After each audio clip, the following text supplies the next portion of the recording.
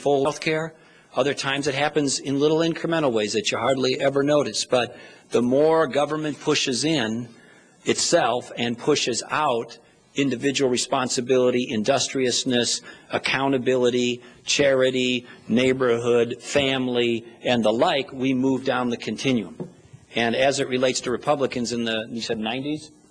I think Clinton was president in the 90s. But in any event, you know, you had issues where Republicans, I think, Goals 2000, this came up, I think, last night on Stewart, was a issue in the 90s. Many conservatives said, we don't want the federal government telling us what to do in education. Some Republicans said, well, if the federal government's going to spend some money on education, we want to make sure that we got accountability for how it's spent. But I don't think it's fair to say Republicans entirely did not express concerns about federalism in the 1990s. I think there's also a reference to during the Bush administration, the Patriot Act and such like that. When there have been Republican increases in the scope of the federal government under a Republican administration, do you think there's a different dynamic at play than when you see it happen the other way around? Well, I think the question is there hypocrisy between conservatives and Republicans taking swings at President Obama and what was the Pelosi-Reed Congress on issues of federal overreach and principles of federalism compared to those voices 4 years ago, 8 years ago, 10 years ago, 20 years ago? Probably. But I think it's also true now that the Republican Party, the conservative movement in its current form with its current voices, have that clearly in focus. And I think you're going to see a consistent and clear message, not just this 6-month period, but for the foreseeable future. You mentioned in your speech President Obama did initially call for bipartisan health care reform. At the same time that the health care debate was going on, you also had Republican leaders saying their strategy was to say no to everything the administration put forth. Is President Obama solely to blame for lack of bipartisanship in Washington? No. There have been, of course, many signature bipartisan accomplishments in Washington. Several of them came under the administration of President Reagan. And the Reagan mantle has always been one that has been a very attractive one for Republican presidential hopefuls and Republicans in general. How do you see yourself as a Republican in the Reagan mold, and how are the challenges for Republicans different today than they were in the 1980s? Well, Ronald Reagan was many things, but amongst those things was the fact that he was, I believe, one of the best presidents in the history of the country. And so a number of questions arise. What can we learn from Reagan substantively and stylistically? Substantively, Ronald Reagan understood that while government played certain limited important roles, that government also has, and when it overreaches, becomes inefficient, bureaucratic, and all of the limitations that government has in being efficient and effective, that government should be limited, and that the real genius and power of America was the American spirit, the entrepreneurial spirit, and he wanted to retrench government and unleash more of that American spirit. So I think substantively and summarily that is the Reagan wisdom and the Reagan legacy, and he was successful at advancing it. I think we can also learn stylistically from Ronald Reagan. Ronald Reagan was a strong conservative. He had strong views, strong convictions. He had the confidence in knowing who he was, that his feet were planted in the right place, that his compass was set into true north. And so he was definitely a movement conservative, but you didn't see him very often demean or judge or get angry. He certainly expressed his views in strong ways. But Ronald Reagan was a hopeful, optimistic, can-do, civil, thoughtful person interpersonally. And I think at the end of the day, Americans are looking not just for an indictment of the problem, a bill of particulars around what's all the wrong things. They want to know, okay, we got that, now show us the way out. What is the better way forward? Ronald Reagan was able to do that substantively and stylistically, and the country really needs that now. Do you know where Ronald Reagan was when he announced his first presidential candidacy? No, but based on you and the tone of that question, I suspect it was here, maybe. I don't know. Jimmy Carter and John Kennedy announced their candidacies here as well, but I didn't think you'd find that as convincing. Another question dealing with the campaign. How would America be different today had you been chosen as John McCain's running mate in 2008 rather than Sarah Palin? Well, with all due respect to my friend John McCain, I don't think it was going to matter who he picked as his vice presidential running mate. I believe that once the economy cratered in the late summer, early fall of 2008, that he or whoever the Republican candidate turned out to be was likely to lose the election. So I think we're going to end up in about the same spot, at least for that moment in time.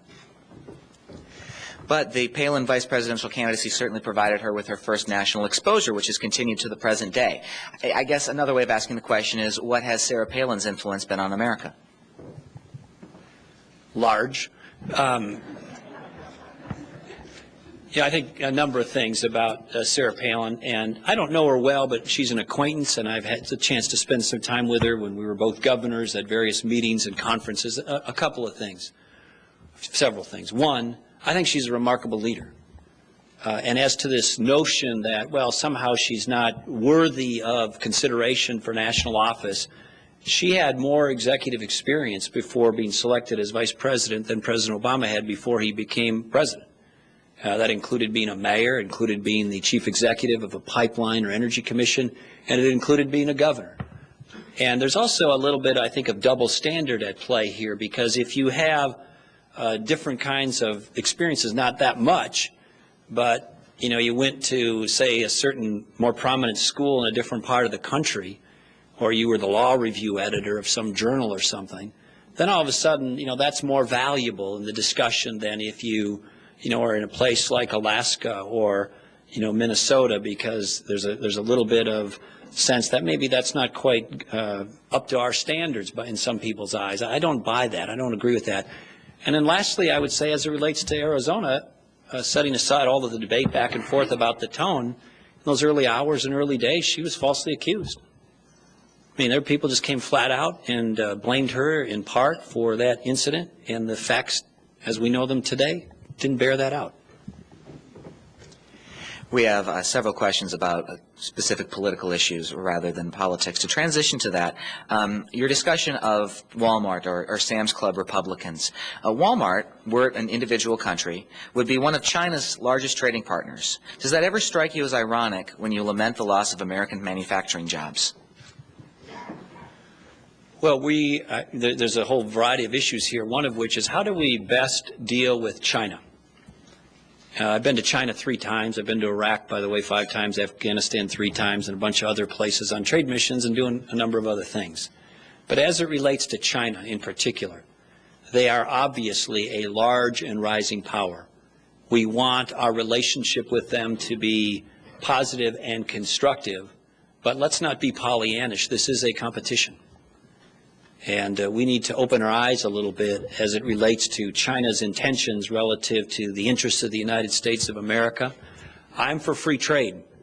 I'm a strong free trader. I think President Obama should be pushing and advancing the Panamanian Free Trade Agreement, the Colombian Free Trade Agreement, the South Korean Free Trade Agreement, and more. I'm for free trade, but I'm not for being a chump. And we have some individuals and entities around the world who don't play by the rules. And so as that happens, the answer can't be we're afraid to call that out. We're afraid to hold them to account under the systems and rules and frameworks that have been established for such violations. It's hard, though, to do that when China owns and controls one of the linchpins to our economy, namely, we are so unable to control our own finances that we have to mortgage part of our future to places like China. And when that happens, you give up control not just of a portion of your economy, you give up control of a portion of your moral authority and your influence around the world. It's really hard to tell off your banker.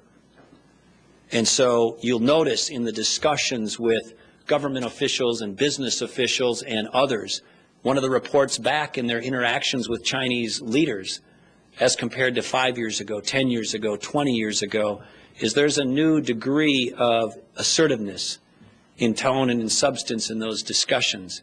It is not unrelated to America's inability and perceived weakness to control our own finances and be fiscally responsible and stop being a beggar nation when it comes to borrowing money from places like China. Stockyards and packing plants, like the South St. Paul of your youth, rely heavily on immigrant labor.